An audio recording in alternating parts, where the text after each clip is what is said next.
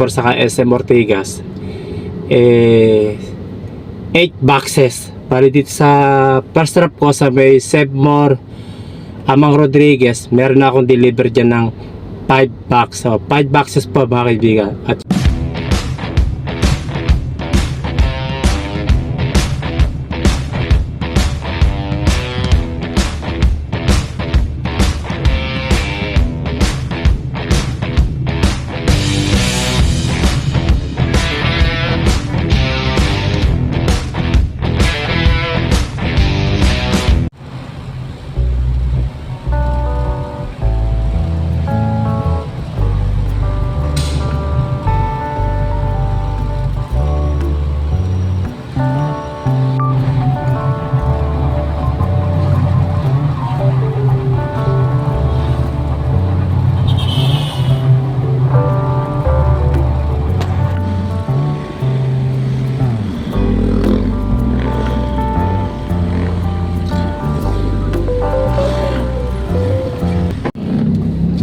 okay, good morning po mga kaibigan, mga kasama. Time check, alas 8:12 ng umaga. Ayan, 8:12 na po. Bali, may delivery po tayo ngayon sa dito sa may Pasig area po ngayong araw na to. Bali, dito sa may Sevmore Pasig, dito sa may kahaba ng Amang Rodriguez. Ito yung first drop po. At yung second drop ko po dito sa may SM Ortigas. Ayan, sakot po siya ng Pasig City. Okay mga kaibigan, bali meron ako 2 drop. At ang total boxes po na di-deliver ko rito sa SM na to, Sevmore saka SM Ortigas, 8 boxes. Bali dito sa first drop ko sa may Sevmore Amang Rodriguez, meron na akong deliver dyan ng 5 box. So 5 boxes po mga kaibigan. At yung second drop, 3 boxes. Kaya total po 8 boxes na po mga kaibigan. Okay? At syempre mga kaibigan, Pasig area lang po at napakalapit na po mga persona. Wala pa medya ora kasi wala naman traffic yung takbo ko o biyahe ko mula sa Cainta to Pasig City sa may person po sa Amang Rodriguez. Mga siguro 20 minutes na, 25. Yun po. Saka napakagalap po yung box na di-deliver ko rito. Mga hygiene po siya. Yan. Pakita ko sa inyo nasa compartment ko para magkaroon po kayo idea kung ano po yung delivery ko rito sa mga Sevmore SM.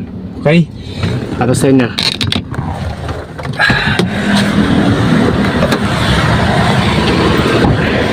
Ito. Yung mga box, yan po magagaya, no? Yan po, magagalap po yan. Magagalap po yan. Kaya-kayang buhati po yan.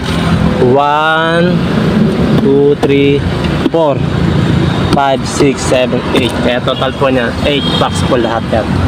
2 drop. Okay? Pasig area lang.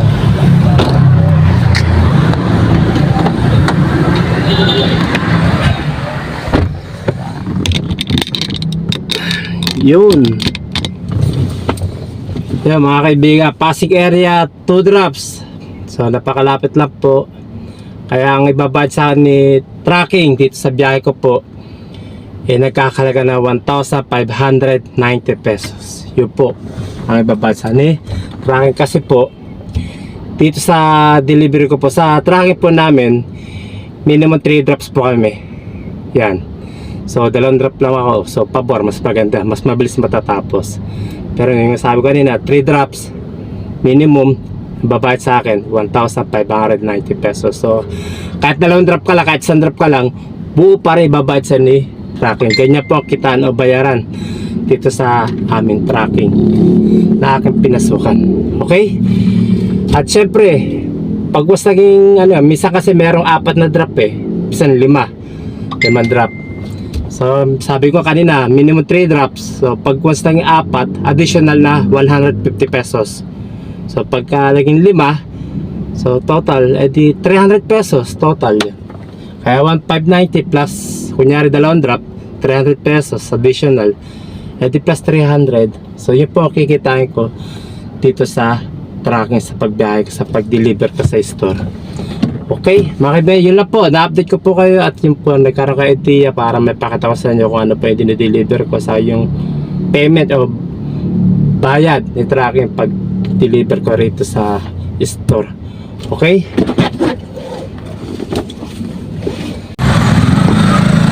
Ito yung 5 box na di-deliver ko.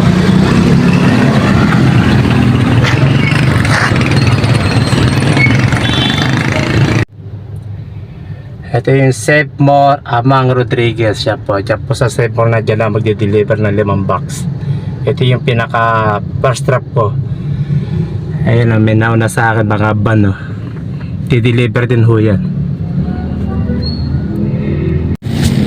Okay guys, bali nakuha ko na yung resibo ko. Ayan, 2 resibo. Ito sa may Save More Amang Rodriguez. Yan, Pasig City. So, basta diretso tayo sa second trap po dito sa SM Ortigas. Bali isang resibo lang yan, saka 3 box na po i-deliver ko dyan.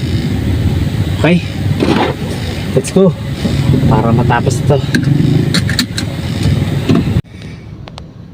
Ito yung second delivery ko, second drop ko dyan. Ayun, nakita yung RTO. Dyan ako magpapa-receive ng deliver ko. Dyan yung receiving area nila, SM Ortigas dito sa Pasig City.